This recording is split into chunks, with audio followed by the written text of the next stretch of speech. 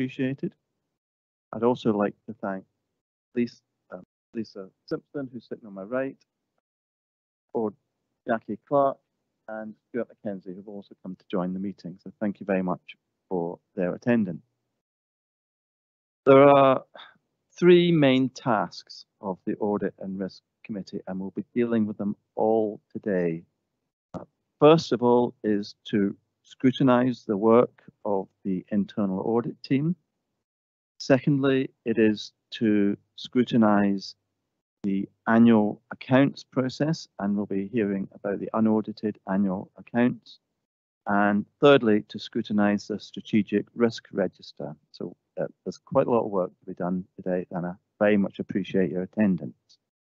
So to start, can I remind councillors and officers in the chambers and at home to use the chat box to attract my attention. I am unable to have a visual of everyone attending the meeting on my screen at the one time, and this is the only way we can ensure that everyone has their say. Clark, apologies, please.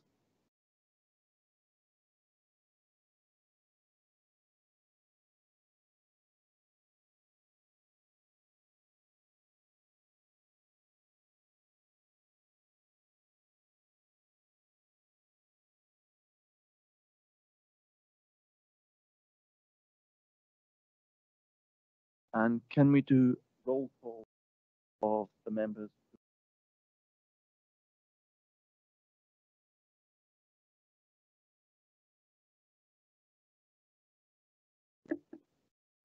Members at home, when I call out your name, if you could please confirm you're present. Councillor Forbes. Good morning, I'm here. And Councillor McCall. Present. Thank you. Great, thank you. Members, are there any declarations of interest for today's meeting? If so, could you put a DI in the chat box?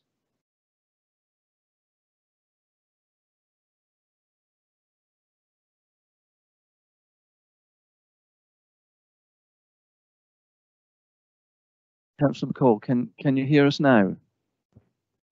I can, yes, thank you. I think just at the beginning, it's probably, I could only hear bits of what you were saying, but thank you, I can hear you clearly now. Okay. Councillor Forbes, can you hear me? I take that as a yes. Right. We'll just move on to the minutes now for the meeting of the Audit Committee of the 28th of March 2022. There's only one person who was present at that meeting, and that was me. But Liz Barrett, Councillor Barrett, has very kindly scrutinised the minutes and is happy for Councillor McLaren to propose the minutes.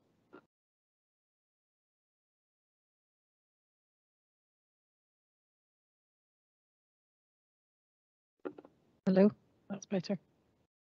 Yes, I'm happy to propose the minutes of the previous meeting. And I'm happy to second those minutes, so thank you.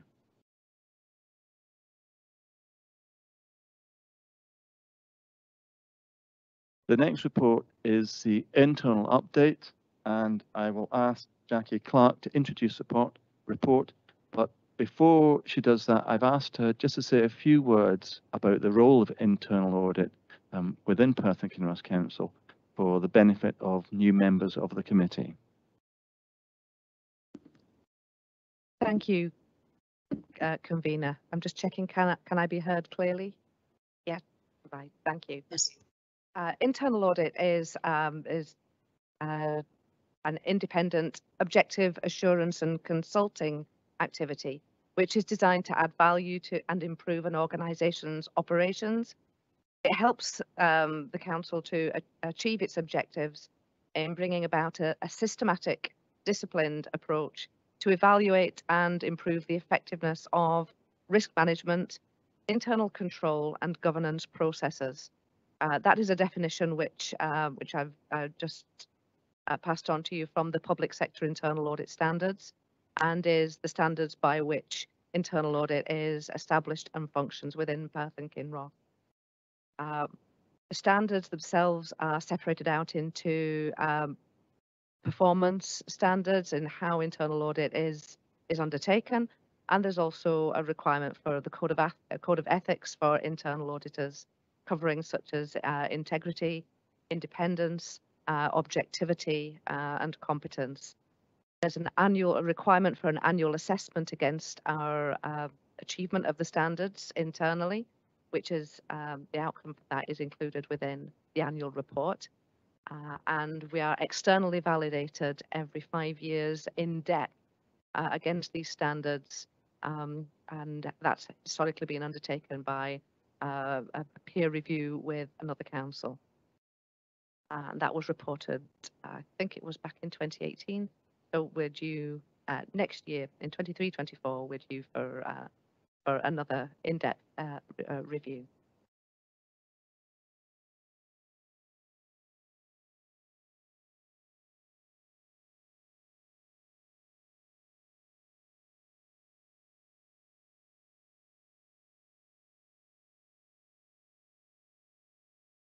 Hopefully you can hear me again now. There are 2 colleagues who provide internal audit functions. We provide functions not only to Perth and Kinross Council, but as part of a team, we provide internal audit function to the Integration Joint Board as well, alongside NHS colleagues. Apologies, Jackie, that was me pressing the wrong button. Do members have any questions of Jackie Clark?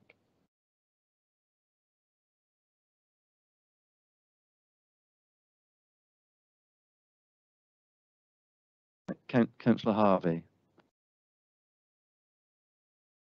Hi, Jackie. Thanks very much for that report. I'm a new guy, well, and obviously don't understand a lot of background of it, but I do understand the risk assessment part of the actions here. Sorry, could you just try pressing your button again, please? Can you?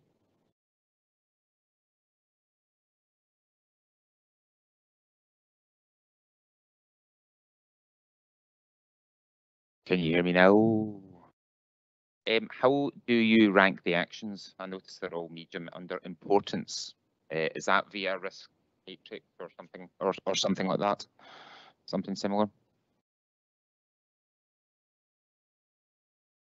It is something similar to that. With it, we have a checklist that we go through to assess in terms of materiality, financial materiality, in terms of the risks around whether it's health and safety, financial, reputational risks, and we assess against those.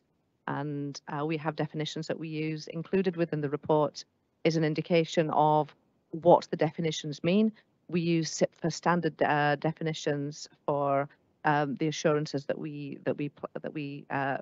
articulate within the reports, and we have a bit of a sense check. It's not an exact science, and we do take into account lots of other mitigating factors as well when arriving at a judgment. So,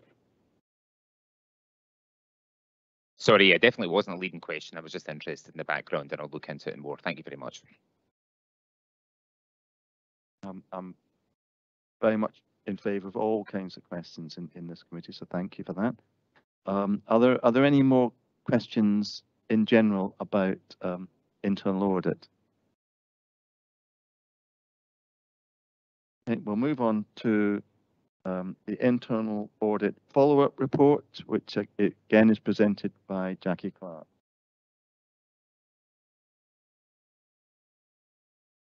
Thank you, convener. Yes, the value from internal audit activity within the council is only really realised when any improvement actions identified are completed and are fully implemented. This report provides information to the committee on those actions that have previously been reported as part of previous action plans. At section 5.1, it states that there were 12 actions which were due for completion up until May 2022. and half of these have been verified by myself and my team as having been completed with the appropriate evidence provided. The remaining 6 are included within the appendix, and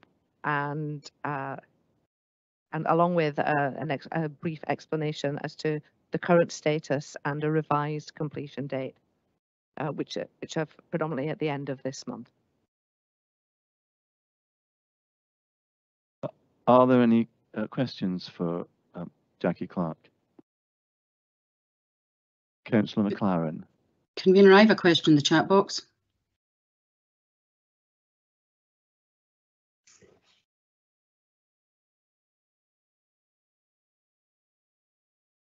Please excuse me, Councillor McCall. It's okay.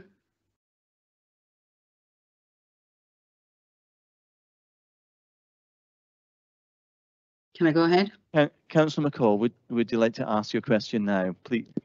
Thank you, Convener. Yes, I would. And thank you for this report, Jackie. It's very, very helpful. I'm a little concerned, actually, and that we don't have signatures other than the Chief Executive or the Chief Operating Officer for contracts, procurement contracts. And what I'm curious about is that we're almost at the end of June, first of all, so I would like to know if these will be completed by the end of June. Obviously, these papers came out a little while ago, but also more importantly, that those who are authorised to sign, is there training in place for people who have not previously had this permission, so that they're able to sign with and approve contracts with a degree of knowledge and confidence?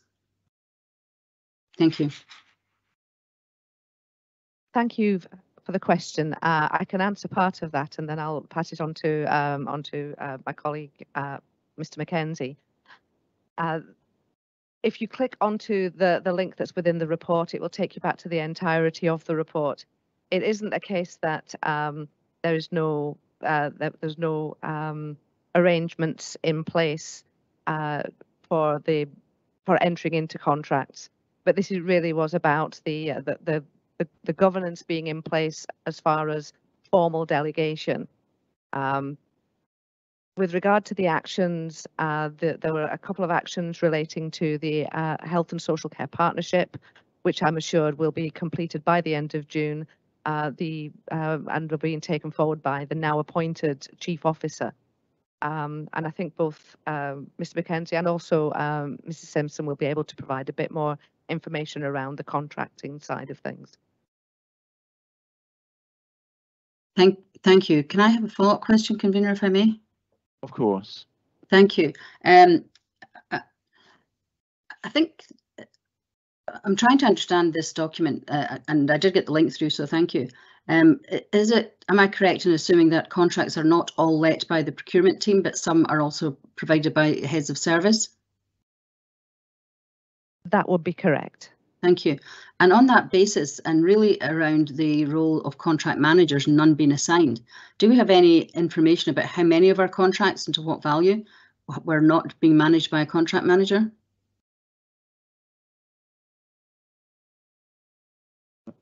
Lisa Simpson will answer that question. Thank you.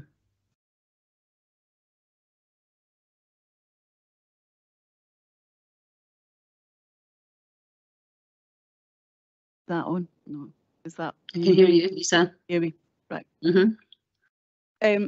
First of all, I think just to clarify a few things, it's not that nobody has authorisation to sign contracts. So for example, me and my delegates as the head of legal, I'm the proper officer for signing any contract. So, you know, there are people who are authorised to sign contracts. In terms of the financial authorisation provisions, there are various people across the organisation who are authorised to sign off payments up to certain values, etc.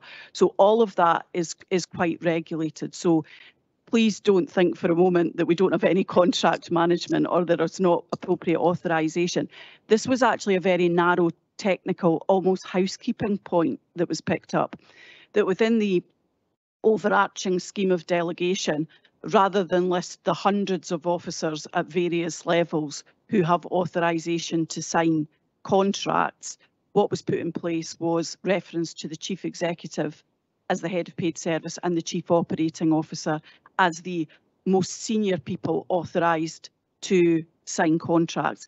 And what was supposed to be beyond that is that each service has a go-to list of people that are authorised to sign signatories. Now, what was missing across, I think, particularly corporate and democratic, we didn't have a go-to list, but most of our authorisations come via different allocations, i.e. I'm authorised by virtue of being the head of legal and governance.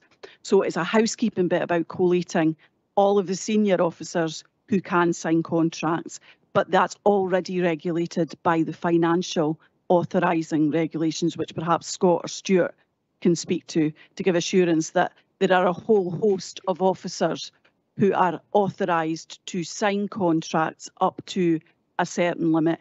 I'm authorised to sign it up to any limit, given that it's a legal document. And all of that is regulated, and there's no question, an external audit would verify that there's no question that contracts are being signed in, are being entered into without due authorisation, or are not then being managed and afterwards in terms of contract management. So these are there. This actually was about a housekeeping bit to get something that was accessible so that that list could be pulled together, rather than looking across all of the various avenues whereby we have authorisation. It was about pulling together the go-to list. It really was housekeeping. Okay, thank you, Lisa. I accept that. I do understand about that needing to have a defined list rather than a generalisation, but part of my question was around, and I understand about the financial limits, and that goes with particular roles and hierarchy within an organisation. But to sign a contract, I just wondered whether or not there was, of the authorised signatories, whether they would understand the technical details of a contract other than just the financial value to be able to sign with knowledge, which is where my concern really is about. Can you respond to that, please, Lisa? Is this on? Yeah. Yeah, I mean, in terms of obviously large contracts, etc., most of them are signed through my office. So legal advice would be given, and I can definitely say by the volume of work that comes to my commercial and contract team, I don't think there's any contracts being signed where people don't know the contract. So it's always, if it's not signed off by legal will be given advice on all contracts, particularly those of a significant value. Okay, thank you, Lisa. That's very reassuring.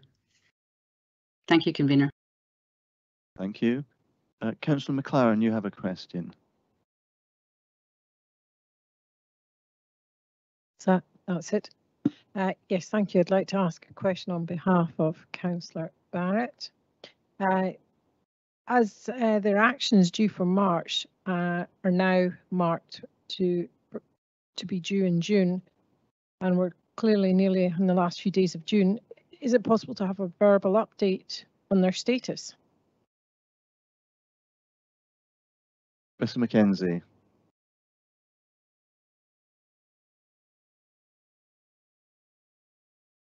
Apologies, can everyone hear me? Can I just check that everyone can hear me online? Thank you. Thank you for your question, Councillor McLaren, and thank you, Councillor Barrett, vicariously for the question. In hand, I think, is the answer to that question.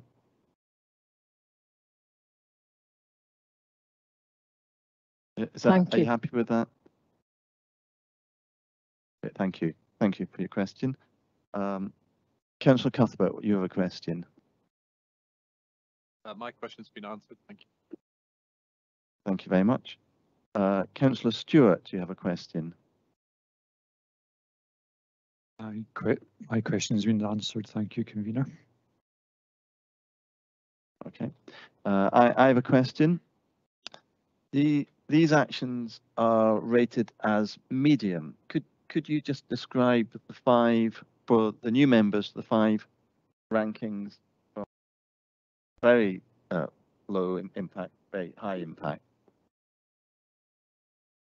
Thank you, Convener. Yes, I can. We have actions which we would grade as critical, which require to be implemented very, very quickly, or which will have a significant effect on the control environment. We have high importance. we have medium importance, we have low importance, and then we have minor actions which are relatively trivial, but would just be nice to do's. But those tend to be quite quick fixes and are dealt with during the audit, and are put in place straight away.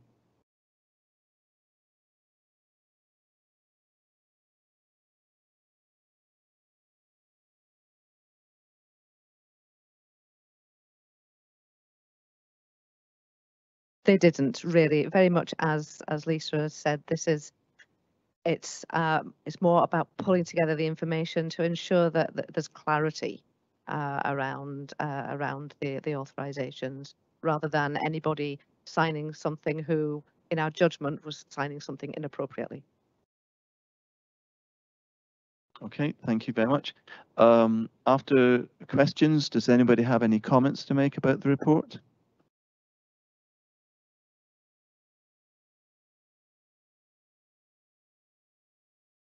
No, I don't see any.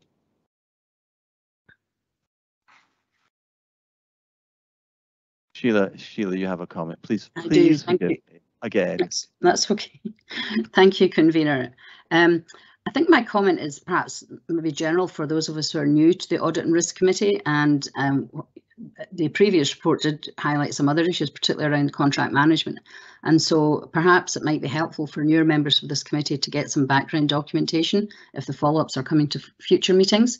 Managing our contracts and making sure that we A, get what we contract for, and B, that we follow the public pound and indeed get value for money from our contracts is hugely important. And while I understand and accept the housekeeping aspect of it, I think there was another part to the audit findings around contract management, and I think it would be helpful to understand a bit more about that for the committee members, to be satisfied that the contracts are being managed correctly and that there is assigned contract managers, and those contract managers are indeed fully trained in procurement and in contract management. And it's not just a paper exercise to put a name against a contract. Thank you. Anyone like to respond? It's a comment, convener. I wasn't expecting a response right now, but if somebody wants to respond, I'll be happy for them to do so.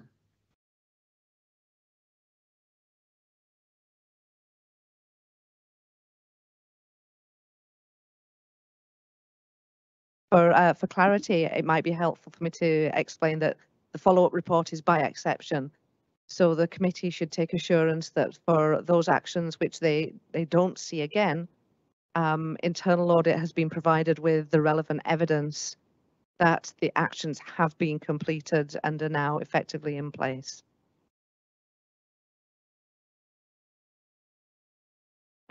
Are you content with that comment, Councillor McCall? I think my comment was around the fact, convener, that I'm new to this committee, although I substituted a couple of times, but there are other new members to the council and indeed to this committee.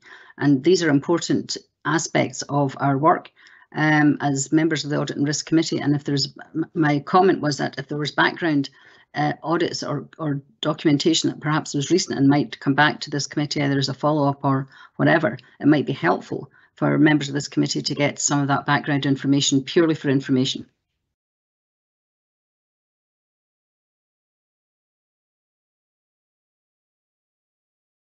I think, Sheila, sorry, Councillor McCall, you've brought up an issue about training for the whole committee. The last couple of months have been pretty busy for everybody, but it's something I would like to see is training for the whole committee, so we understand more about the processes. And no, my comment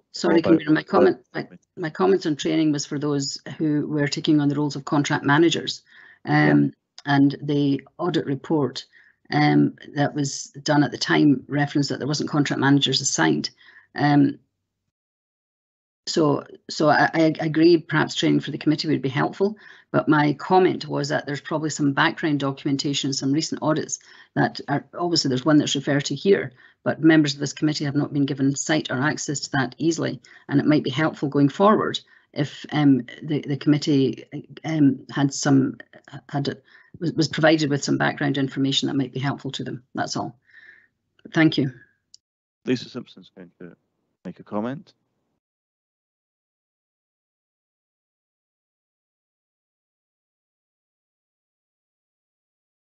Can you hear me now? Excellent. I think actually that raises two issues, and one of it was actually explained to a degree by Jackie on the basis that the way we report is by exception. So what you don't get is the big bit of the audit where the things have been complied with and evidence has been gathered. But I think there's also another bit that might help in terms of development and training. It's that understanding how we manage contracts, how officers manage contracts, what the process is, how we go about that. So that is something that we could build in as part of training and development going forward, just so that you have an understanding of how all of that works and how we allocate contract management, what the reporting and the scrutiny around that is, how we manage these big contracts, just so that new members particularly have an oversight of that. So I don't know if that would be something that the audit committee would be interested in, because if it is, it's something I can build into your development programme over the next year. That's really what I was getting at, Lisa. Thank you. But you said it so much more succinctly. Thank you. Are there any more comments, or can we agree this report?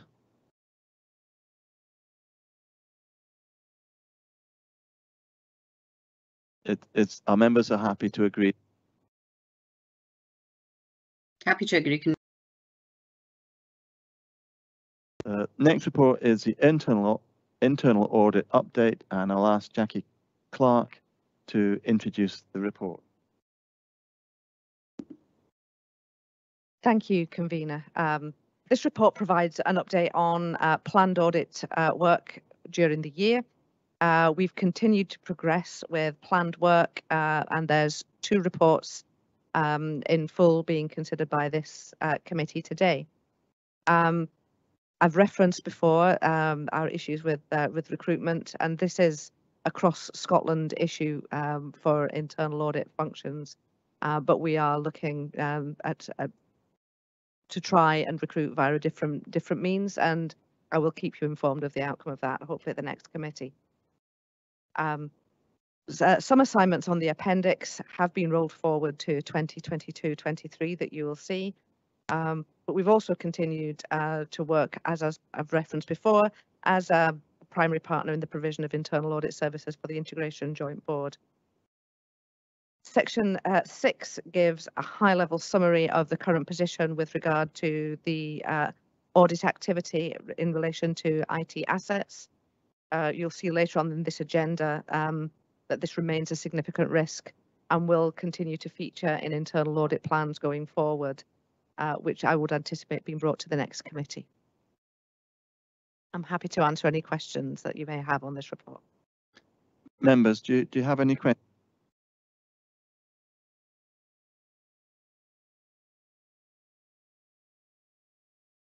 Councillor Cuthbert, you have a question.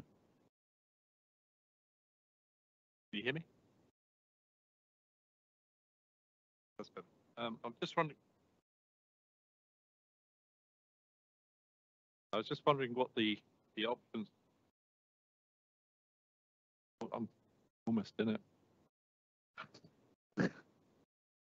Can you hear me now? Oh Lord, that's far too loud. Can hear you now. I was just wondering what the options are for securing appropriate resources. I just wondered if you could go into some detail to identify how you can get around this problem. Thank you. There is options of looking further afield. We're looking potentially at, well, certainly at the moment, because we identified that there is a shortage of internal audit specialists within Scotland and within the area, that we have an internal audit trainee who's been appointed and is going through professional qualifications now. So we are using the professional trainee scheme to provide additional resources there. As far as recruiting from a wider pool of internal auditors, as I say, this is something that that is being experienced across Scotland and across Scottish local authorities. And I'm looking, potentially at advertising further afield than the My Job Scotland site to try and attract different applicants. And roughly how long is the training program? The training program that you're asking about, the Institute of Internal Auditors, it can be a 3-year training program, but the professional trainee program that we're part of is a 4-year program to ensure that there's also appropriate experience post qualifications as well. Great, thank you for your question. Do we have any other questions? Okay. Do we have any comments?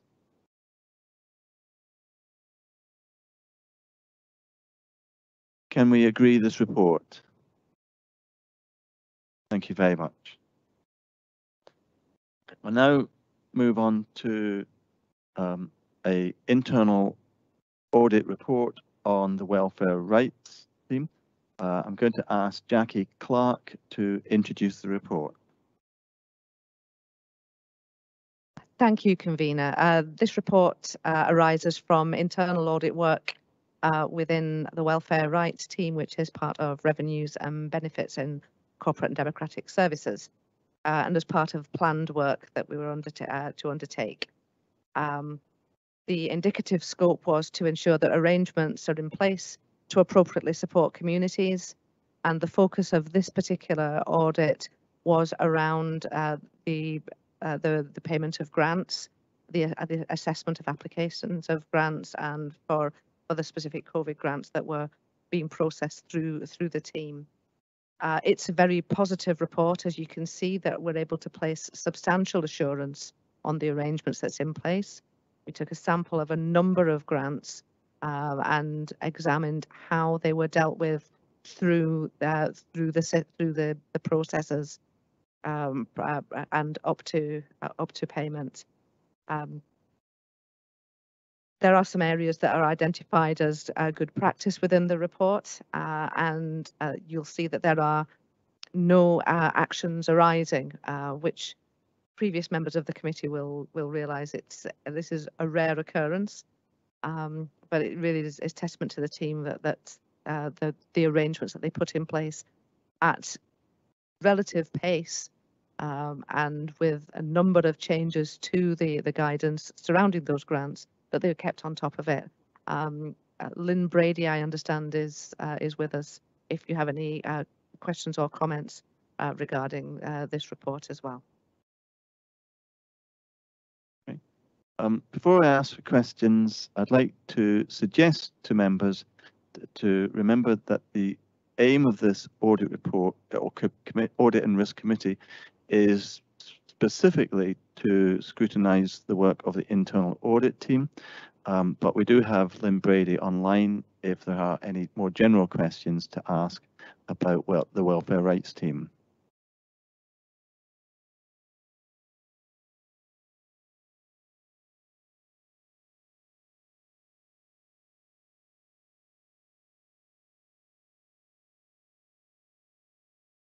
Councillor Kugala, you.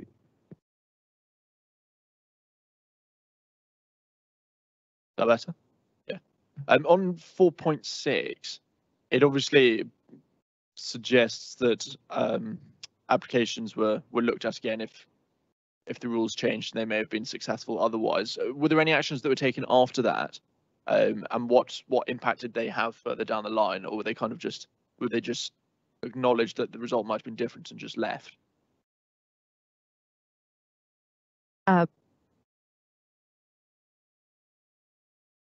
I could answer that if that's okay. Yep. If everybody can hear me, I've also got my colleague Nicola Sutherland here today as well. Yeah, we tried. We could have just carried out the processes for the grants and the awards in a transactional manner. We decided not to do that. We decided not to just touch a case once, and it was no entitlement. Where it was relevant to do so, our team looked at cases on a number of occasions to make sure that we were maximising entitlement and opportunities for our customers who are struggling at this moment in time. So we believe that was good practice and the best use of resources and a good way of getting money out to our customers who needed it most. Does that answer your question?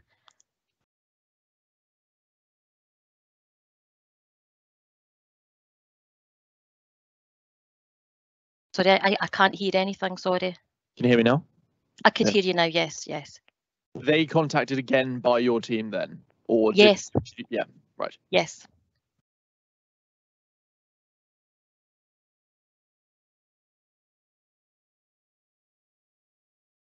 So I still have sound issues, sorry.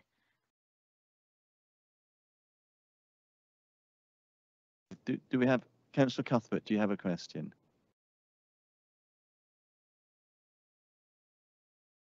Are there any more questions from members? Councillor Cuthbert, do you have a comment?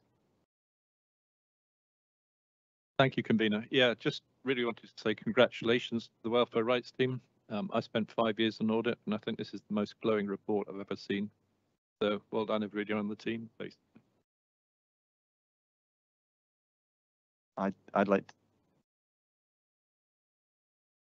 Councillor McLaren, do you have?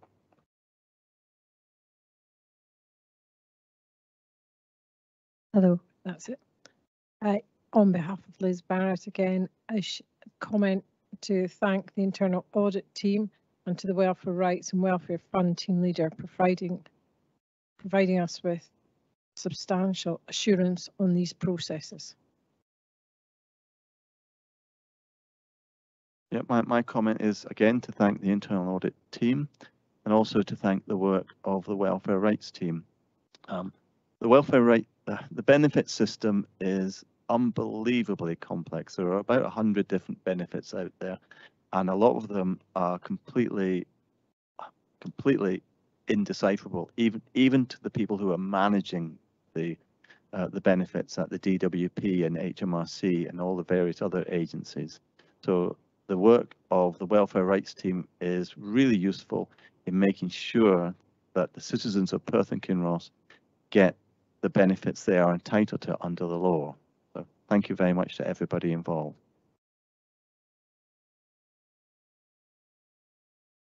Oh, Councillor Harvey would like to make a comment. Hello. Yeah. I would just like to back up what everyone else has said from the incoming administration. I personally know a friend of mine who had to deal with this situation in a very poor condition and got the grant very quickly. And I think, considering how bad it's been in other places, this is absolutely great that the team that organised this. So that's all I wanted to say. Thank you very much. In the absence of any other comments, and can we agree this report? Thank you very much indeed.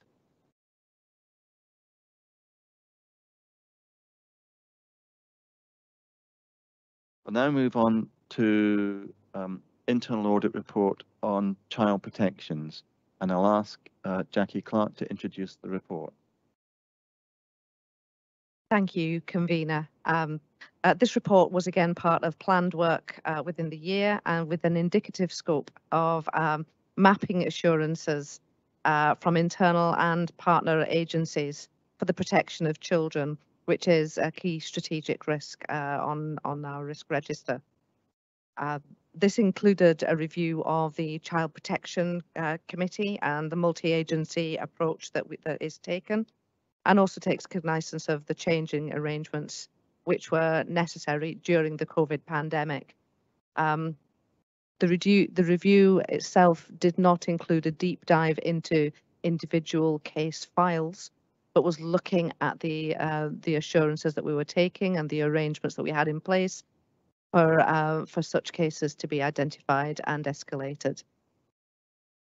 The two control objectives, as I said, cover the arrangements in place and also for the COVID period, both of which have been graded as substantial, with one action included within the action plan, which was completed quite quickly and related to a consistent and appropriate representation at the Child Protection Committee of the National Health Service, which, as I'm sure you can understand, would have been quite a different priority level for them during the height of the pandemic.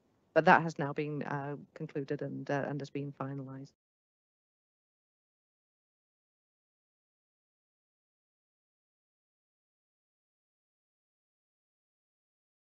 Are there any more questions? Can I move on to comments then? Do people have any comments? Councillor Cuthbert, thank you. Can you hear me? No? That better? Am I close enough? Am I swallowing it? Goodness me. It's just to repeat what I said in the last report. Basically, it's a very good report. It's got one issue that was arisen, and that was dealt with very quickly by the look of it. It was a low priority. I also particularly want to pick out the 5.2, where it says the services demonstrated a strong culture of openness and transparency throughout the audit process, but there's a desire for continuous improvement, and I think that's to be commended. Thank you.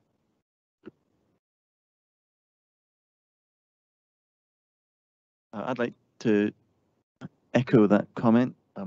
Child protection is one of the services that every single member of this council can be extremely proud of.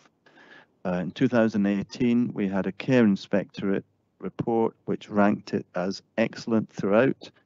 It is seen as an exemplar organisation amongst its peers amongst other local authorities, and it's something that we can be very, very proud of. And I'd like to thank everybody involved in child protection for their work.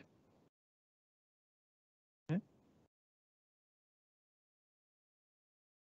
And in the absence of any other comments, is everybody happy to agree the report?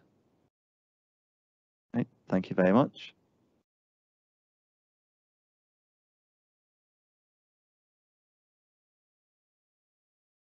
We'll now move on to the Internal Audit Annual Report and Internal Audit Opinion 2021 and 22.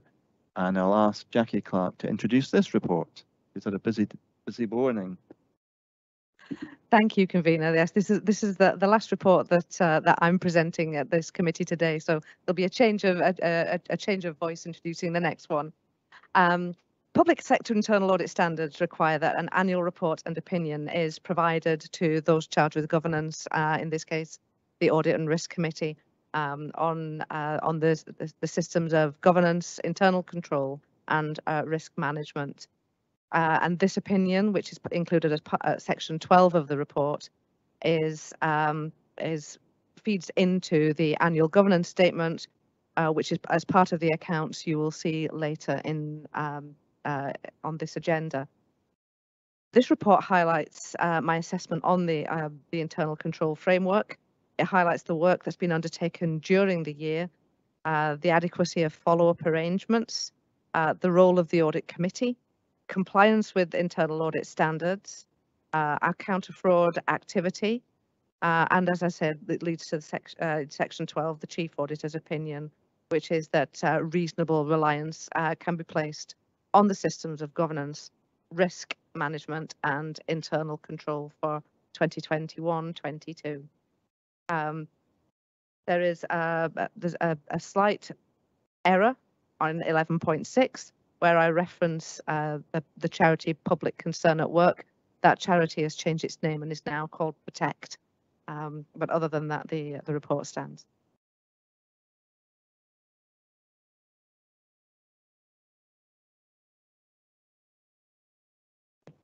Do members have any questions about this report?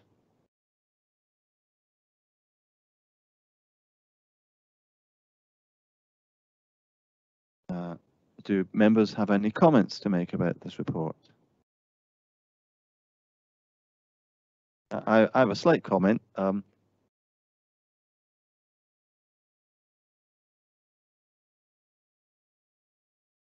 Please forgive me, Councillor McCall. Again, you'd like to make a comment. Thank you, convener. I think there's a slight delay from when I put a QRSC in the chat box and actually popping up. So I'll try and, if I have any further questions at this meeting, I'll try and alert you to them a little bit earlier. I just really wanted to thank Jackie and her team for the work that they've done on this report. I think the work they do is excellent.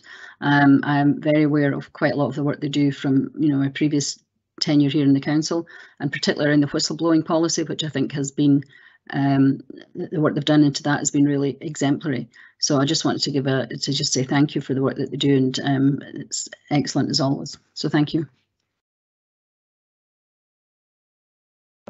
I've got a small comment to make. The Audit Committee has now changed its name to Audit and Risk Committee, but that's a very, very small amendment to suggest. And also the work of the internal audit team is impressive. And I'd like to thank Jackie and her team for her amazing work over the last 12 months. So thank you very much indeed. Thank you.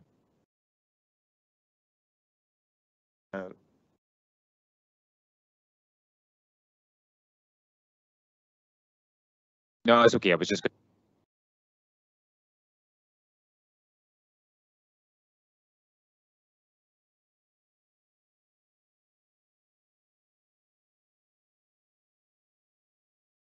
Are there any more comments? Okay. I'd like you to ask if the committee is prepared to note the content of the report, and specifically the audit opinion at section 12, which states that reasonable reliance can be placed on the systems of governance, risk and internal control for 21-22. Noted.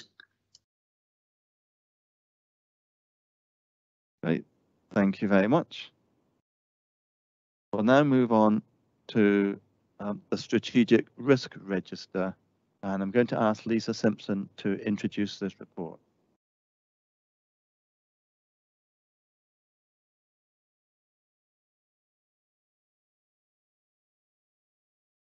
Can everyone hear me? Thank you, convener. Before you is the Strategic Risk Report, which gives a brief look back on some of the activity over the last year and then sets out the Strategic Risk Register for the coming year. What I would say is this represents a snapshot in time, as the management of risk is a fluid exercise and it changes all the time and is continually monitored.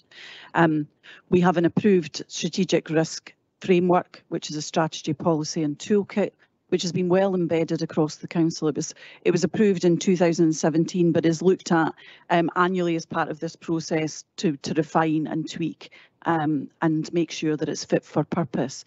The approach to risk management is now, I would say, fairly well embedded and established across the piece. There is a clear process for escalation.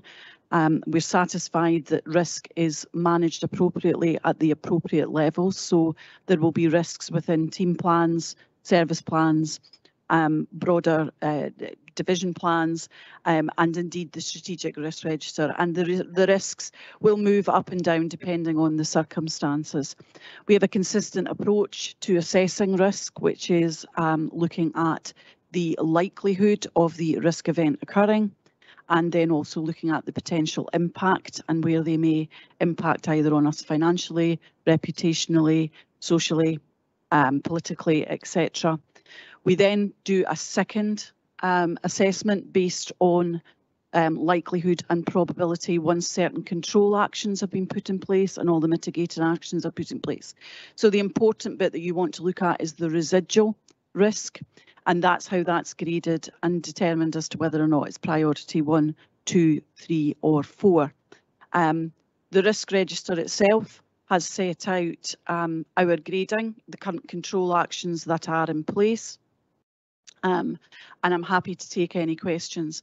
In terms of how this has been put together, in terms of how the risk register is reviewed and looked at, it's looked at within services, it's looked at the executive leadership team level, it's looked at by policy and governance, which is a group of officers who mostly specialise in the governance type activities, legal, HR, finance, IT, etc., but is also represented by services.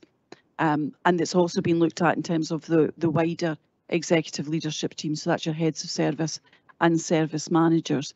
It's supported by a small group of staff who are actually trained, who are trained in the MOR risk management process, and they support the council and me in terms of developing and assessing strategic risk. As stated, this is a snapshot in time, and I'm happy to take any questions on that. and any aspect of the previous activity or any aspect of the strategic risk register as it stands at the moment. Councillor McLaren, you have a question. Thank you. Again, on behalf of Councillor Liz Barrett, question from page 27 out of 34, risk SR07. When were civil contingency plans last tested? Is her question.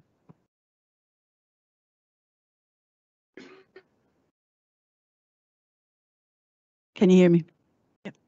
So you will appreciate that over the last 2 years, since civil contingency plans have been continually tested and actually have had to be modified as different scenarios have been borne out. So the civil contingency plans are now are probably tested and looked at on a fairly regular basis, just actually as part of the day job. I think the interesting thing that we're looking at now, and you will see that given that we've moved to different ways of working, and that we are now heavily reliant on technology, we're now looking to implement cyber contingency plans as well. So these are in development and are being tested and rolled out. So the civil contingencies is, the review of that, the constant review of that is actually part of our management day job. So I hope that gives you some assurance, and they are being tweaked and refined as different circumstances arise. Councillor McLaren, are you content with that? Yes, thank you. Hi, Lisa. That's a fantastic report. And sorry, can you hear me? Yes. The methodology used for kind of business risk assessment is very similar to one I use in my own profession. I'm just wondering, how often do you go through this? Is it a constant process of going through it, or is it on a? Yeah. So risk is a fairly standard item on management team discussion, but throughout the year, the PP&R group, so that's that group that I said, the risk practitioners who also look at performance and planning, they meet regularly, I mean monthly, and they're looking at refreshing that. And there's an ongoing dialogue with me and with the policy and governance group to make sure that we refresh and we update. So it is a constant process, really. And I think that one of the things that I would say has moved on a lot. I think risk registers used to be, and strategic risk used to be an annual exercise which you put an awful lot of resources into, produced a bit of paper that sat on a shelf and gathered dust. We've really moved away from that. So there's this constant dialogue about risk and also performance, because there are two sides. So we use risk management to identify areas for continuous improvement, and that ongoing dialogue and bringing together the notion of risk management and performance management as being part and parcel of continuous improvement has worked really well. Okay, thanks very much. The matrix thing is particularly useful, I think, for allocating risks, and that's a great answer. Thank you very much. Great. Thank you. Councillor Cuthbert, you have a question. Thank you, convener. Thank you, convener. Can you hear me this time?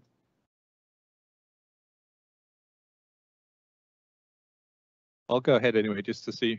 In SR 09, 10 and 11, there are references throughout about the working from home and the uncertainties, the missed opportunities, mental health, well-being and so on.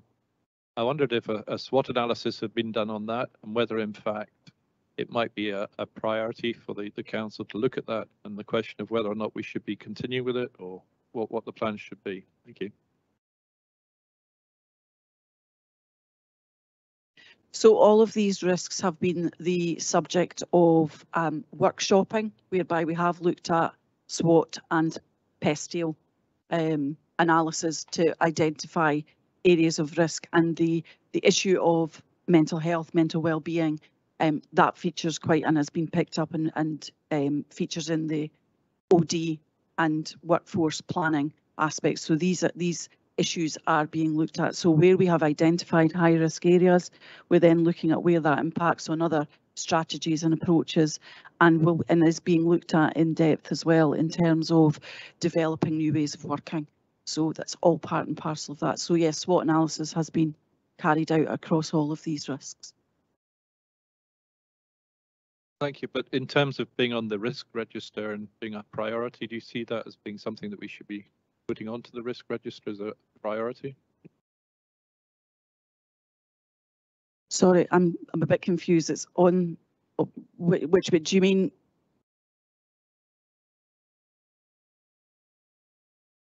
Well, this is the strategic risk register, so I'm a bit confused as to what you're asking.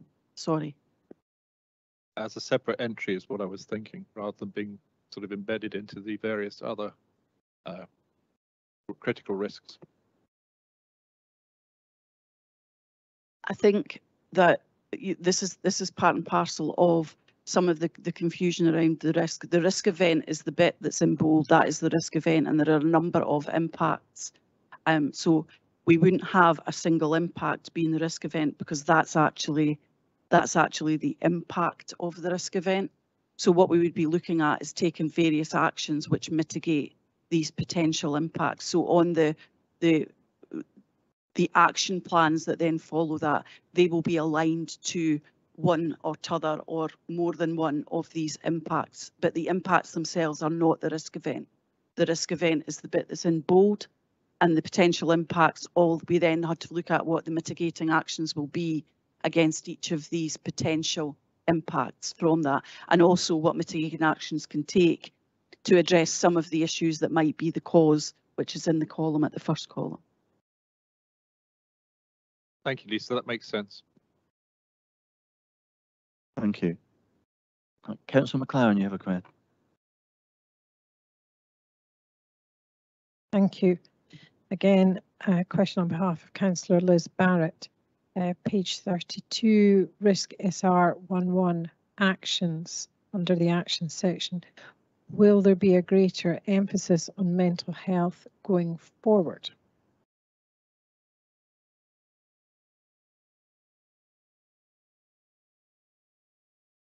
Yes, I think that goes without saying that that's being highlighted as a priority for activity across all of the piece. It definitely is central in terms of the OD and workforce plan, but we actually need to look at that in terms of a wider risk across the community. So yes.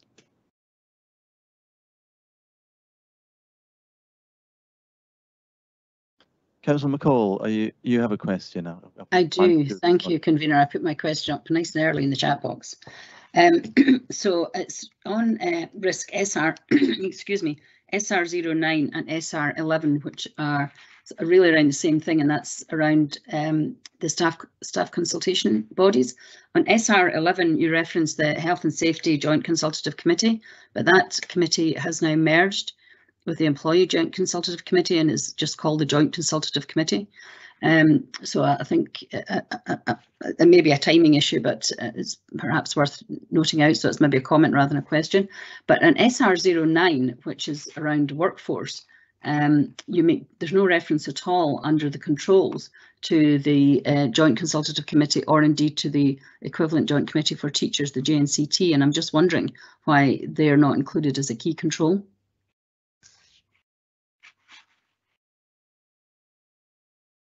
I think that's a valid point, Councillor McCall, and I'm happy to, I'll make that amendment and put that into the control environment, no problem at all. Thank you, Lisa, and update. And I will make that adjustment. Yeah, I will make that adjustment to the name. Yeah, I know it's a fairly new change, so I expect it to be picked up in due course, but thank you. It's just passed me by, so apologies for that, Councillor McCall, but I'll make these changes and happy to put that into the control environment. Thank you, convener. Okay. I'm not seeing any other questions in the chat. I'd like to ask two questions of my own. First of all, Lisa, over the last 12 months, there have been changes. Can you tell the committee what the largest changes to the risks have been over the last 12 months or so?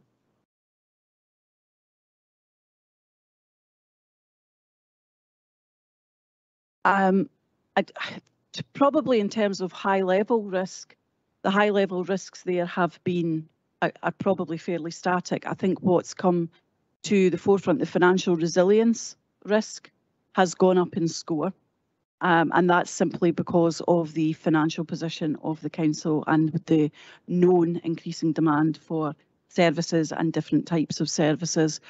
We're also acutely aware of the fact that there is a cost of living crisis and that more people are in poverty. So all of that has been wrapped in terms of the financial resilience, because the need for council support and the right type of council support within a finite budget has come into focus. You'll also see, of course, that the climate change is obviously at the top of the agenda, and now also we're looking at cyber resilience, because that is going to be crucial as well, because of now the way we work and the way that society actually operates and interacts. So cyber security has come more to the fore, and that is going to be that will be the subject of probably ongoing different reports, particular reports that will go to scrutiny around that in terms of cyber resilience planning, etc.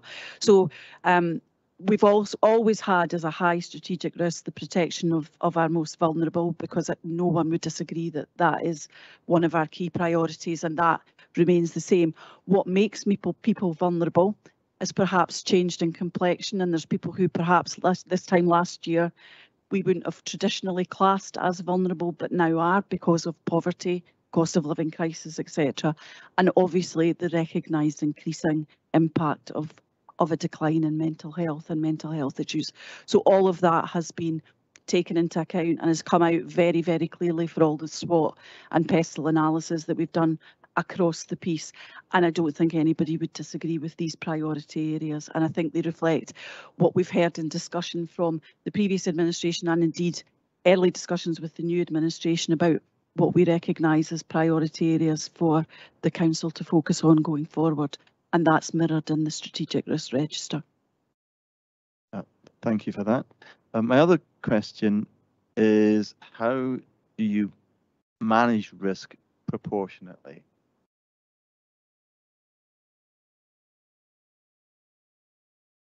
I think councillors need to be assured of the fact that risk management is officers' day job. We manage risk all the time. If you think, and actually some of the biggest risks are managed not just on a daily basis, but on an hour by hour basis. If you think about our child protection field workers, etc., they are dealing with our most high risk, most vulnerable, and that is the day job. So, risk management is now embedded in pretty much everything we do. And the important thing for councillors is to, and the important thing of this and giving you updates like this and speaking and having these discussions about risk is because councillors need to make risk-based decisions, so that they can decide where finite budget resources are allocated, where do we direct energies, what do we focus on. But in terms of risk management, that is the day job for all of us, elected members and officers. Okay, thank you. Councillor McCall, you have another question. I do have a follow-up question. Thank you very much, Convener, for your indulgence. I note that on this report we're seeing all the sort of yellow, amber and red risks. So I'm just wondering if there are any risks that are codified as green, as good to go, or minor. Lisa Simpson. Thanks, Councillor McCall.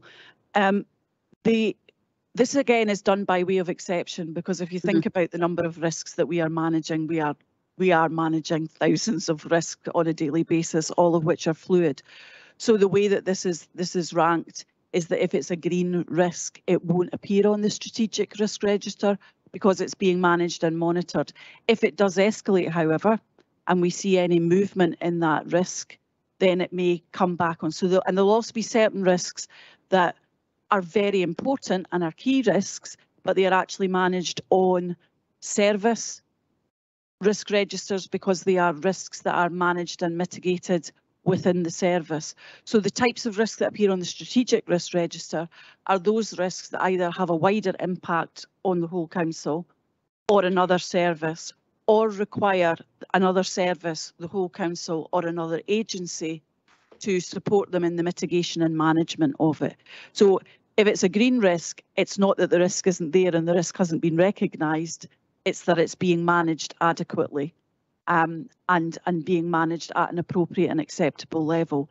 But that's constantly monitored, which is why our risk registers are fluid and they are continually updated, and things go from green to yellow to amber and vice versa, and appear on registers and drop off and appear on and drop off, depending on where they are appropriately positioned and managed, so that the right people at the right level and the right layer with the right influence to mitigate and manage risks, that's being done. The stuff that you've got on the strategic risk register is the really high level stuff that needs officers and elected members and perhaps other agencies and definitely multi-services to manage. Thank you. I do understand that, and I sincerely hope there aren't lots of more risks at a strategic level. I accept fully there are risks at a lower level.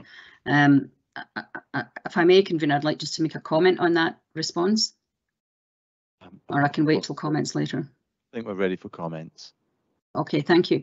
Thank you, Lisa, for that response. I do understand that there is a report by exception, and I think that the detailed reports for each of the risks that are in this report are excellent and very helpful. However, I think for us as elected members, it would be useful to see the complete strategic risk register, even though the reporting in detail is by exception, because otherwise we're a little bit blindsided to know whether or not all of the strategic risks have been captured.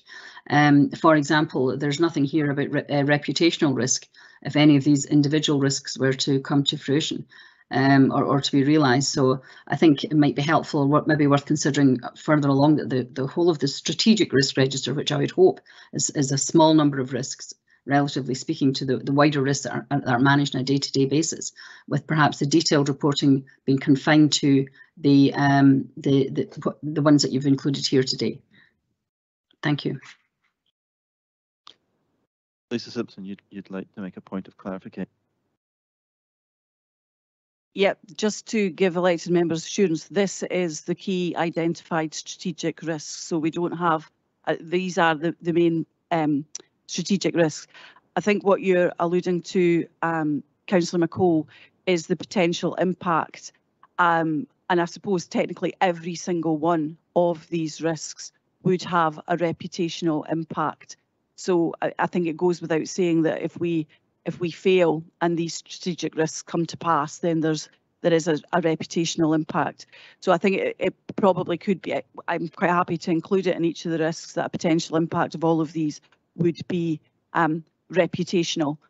What we've done is we've brought out the key ones whereby perhaps specific control actions need to be put in place. So, for example, if there's financial risks, we need to put strategic. We need to put in particular financial controls around managing that risk. But I think you can take it as read that reputational risk probably overarches all of these, because if these risks come to pass, then clearly there would be a reputational risk for us to manage. But there are no secret strategic risks that I've not shown you. This is the strategic risk register, Councillor McCall. Thank you. I come from a private sector background where reputational risk often features quite highly. So I understand it's a different environment here, but thank you, Lisa, for that clarification. Thank you, Convener. Are there any comments?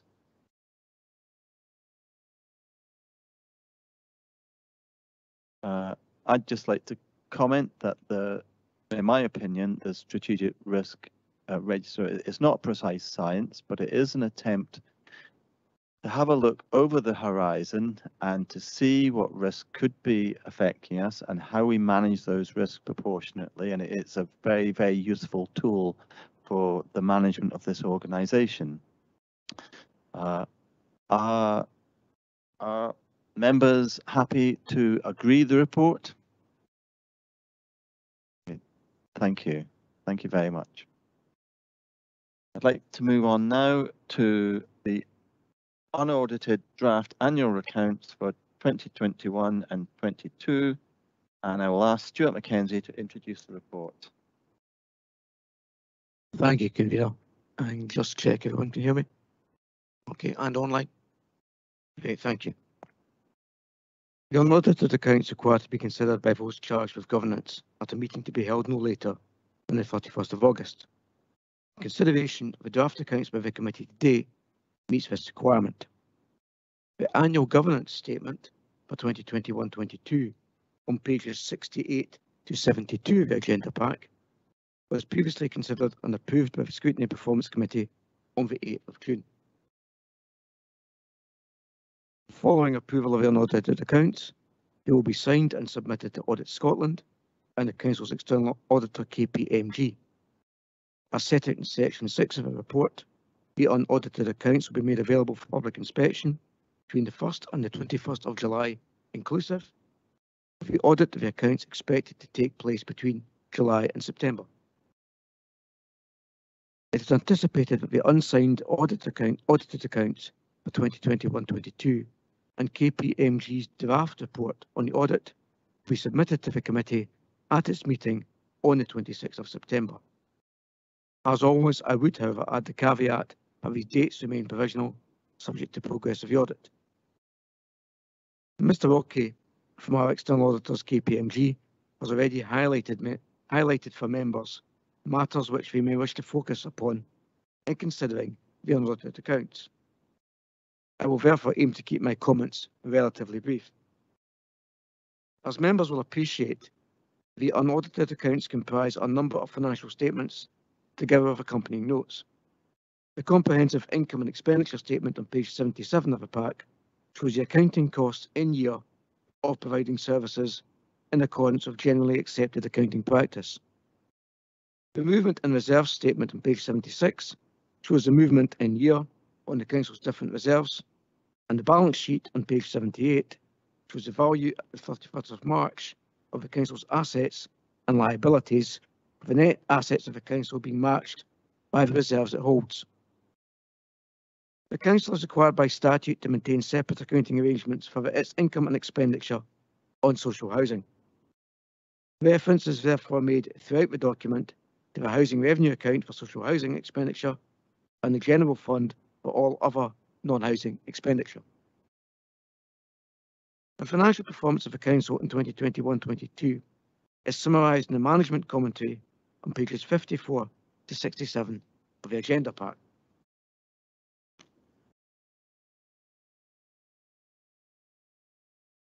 There are significant differences between how the Council is required to account for its finances and the proper accounting practice, and the basis on which it sets its budget and monitors income and expenditure throughout the year.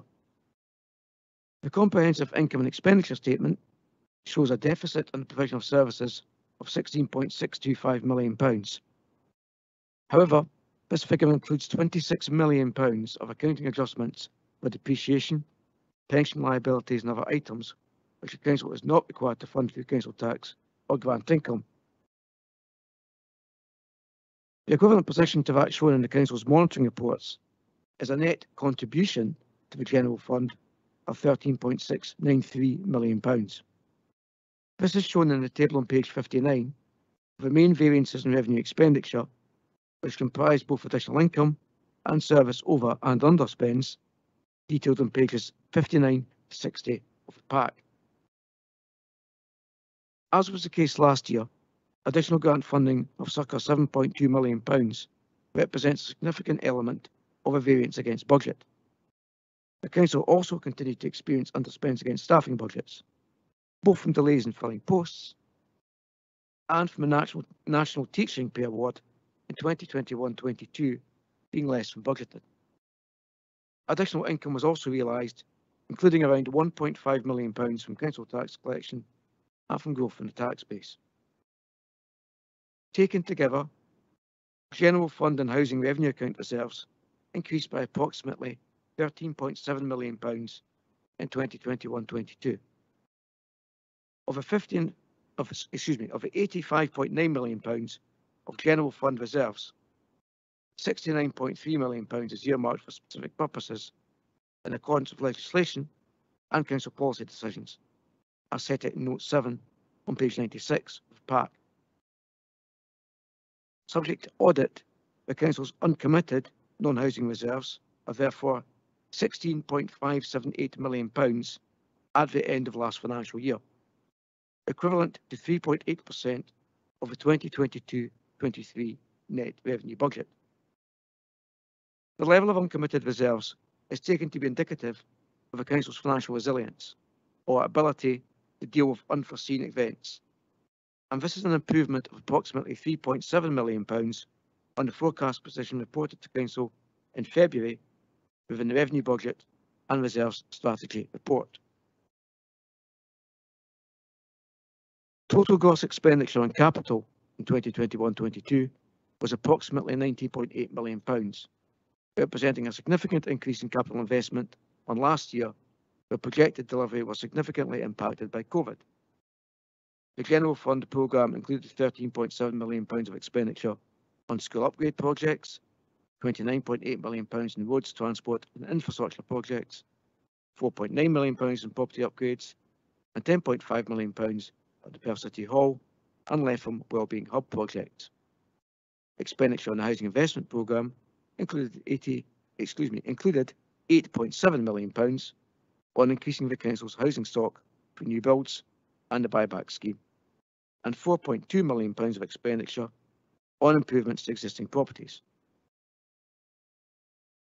The balance sheet on page 78 of the agenda pack shows the resources of the Council and how these are financed, reflecting the Council's overall financial position at a point in time. Subject to audit, the Council's net assets in the balance sheet have increased by circa £90.7 million to £741.8 million at the 31st of March 2022. The most significant movements in the Council's balance sheet are set out within the management commentary on page 61 of the pack. The unaudited financial statements for 2021-22 include the group accounts, which incorporate the Council's interest in Culture, Perth and Kinross, Live Active Leisure, Cross Arts, Tayside Contracts, Tayside Valuation Joint Board, and Perth and Kinross Integration Joint Board. There are also statements for the Council's charitable trusts and common good funds.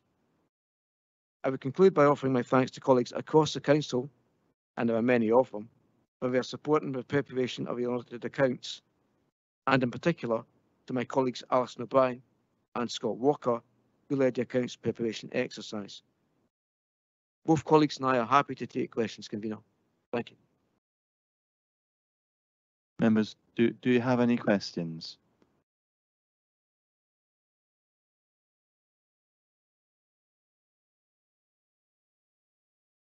Stuart Mackenzie, I have a question.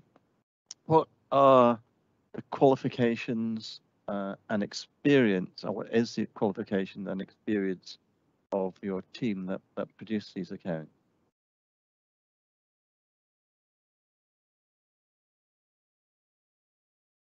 Apologies, Convener, can everyone hear me? Thank you for your question. So the core team who produce the accounts, including myself, we're all chartered accountants of varying hues.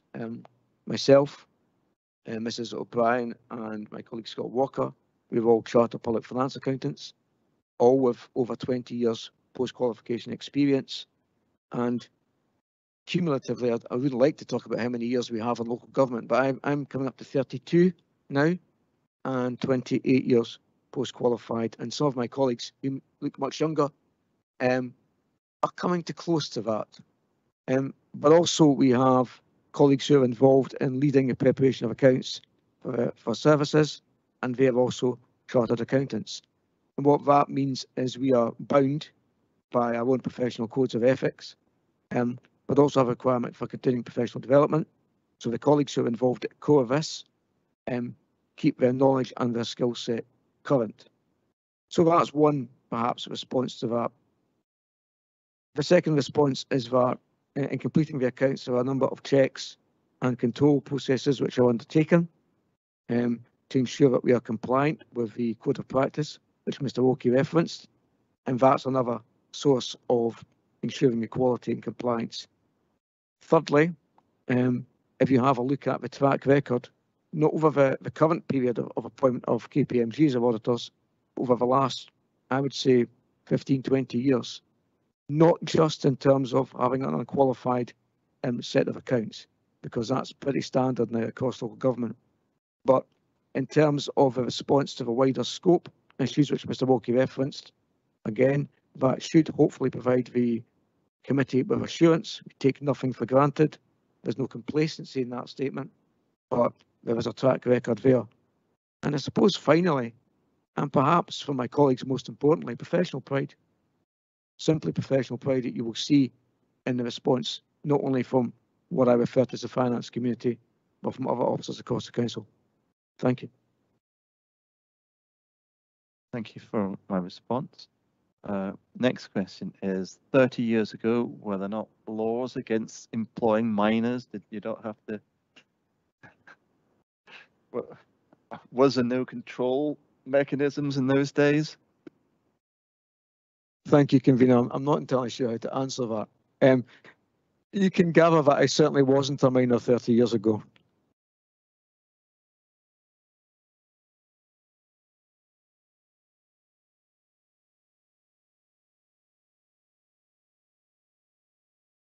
Okay. Councillor Gugali, you have... Is that working? On page 104, it's got CPI for 2021-22 as 3.2%, which is obviously that's a couple percent off what the ONS kind of has it as. It's only a couple percent, but why is there that kind of discrepancy? Just as a bit of clarification.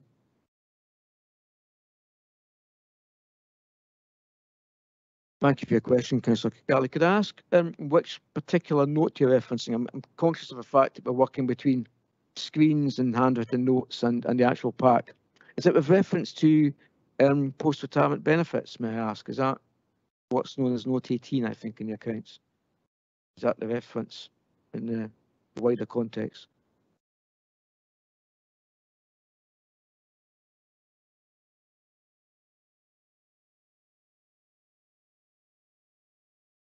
I think that's with reference to the actuarial assumptions on post-retirement benefits or pension costs.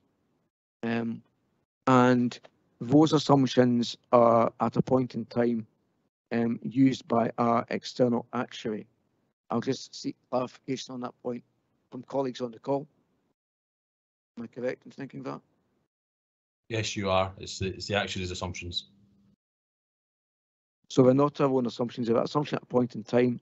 We tend to be fairly wide in terms of the sector, of the industry, and they're used for the calculation of pension liabilities.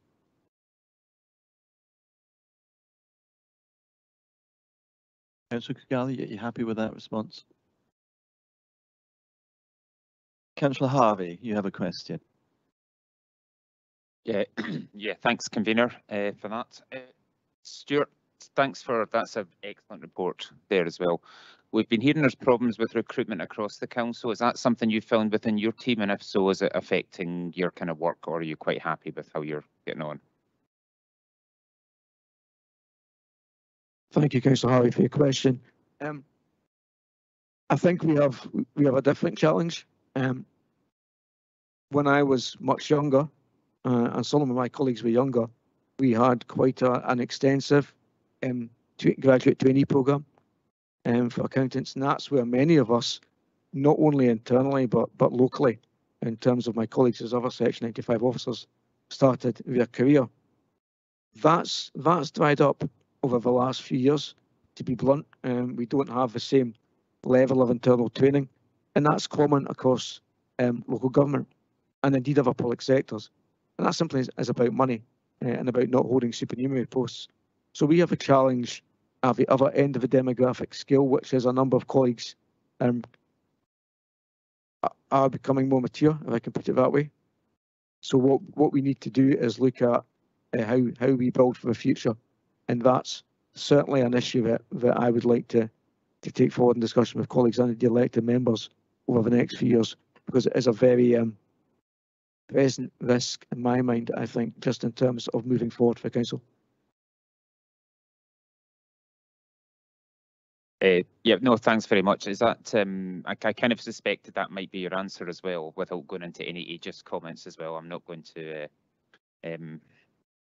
like the convener make soft soap you too much as well, but it's something that covers a lot of industries. Would you just off the top of your head, recommend the graduate training programme restarting or something similar, restarting through apprenticeships or something like that?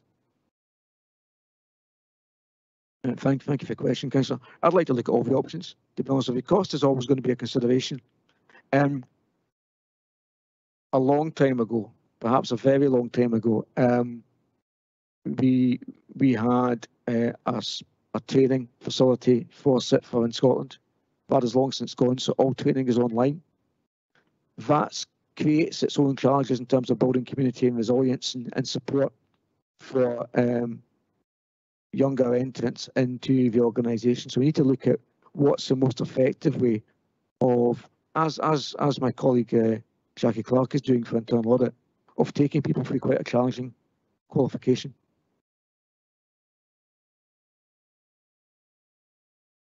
Okay, thanks very much. Appreciate it.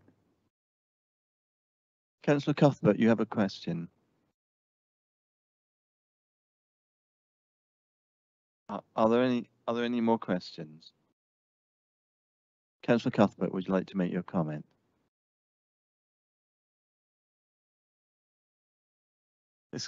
Please forgive me, Sheila McCall. I've missed you again. You have a question. I do have a question. On the cash flow report, they reference cash equivalents. I'm just wondering if Mr. Mackenzie could give us some examples of what a cash equivalent is. Short-term investment, Councillor McCall. So, for example, an instant access bank account, bank deposit would be an example. Don't know if colleagues would like to provide some further examples.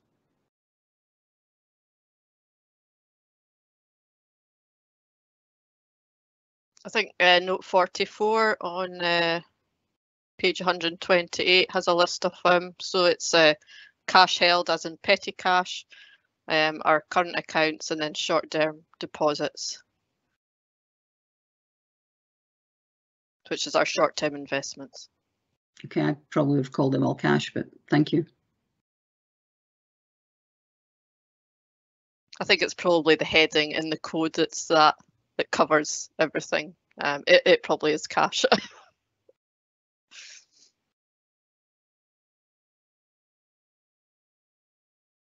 Are there any more questions to be asked? Councillor Cuthbert, you have a comment. Thank you, Convener. Yeah, it's just to say congratulations to the team. It's a huge tome to produce so quickly, and it's taken me hours to read it, but well done to the whole team for getting it done seamlessly and ready for audit.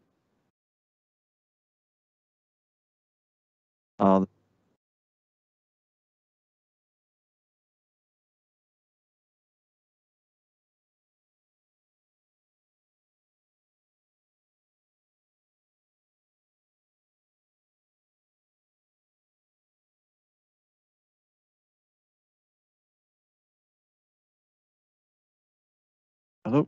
Yeah, this is a weighty tome. It's very technical. It's very detailed, and I'd also like to congratulate the finance team on getting it out so quickly and on the quality of the work. We look forward very much to seeing the external auditors get their hands on it, and I would also like to comment that the last 5 years, as Stuart Mackenzie has said, we've seen very, very little negative feedback from the external auditors. In the absence of any other comments, can this committee authorize the head of finance to sign the unaudited annual accounts?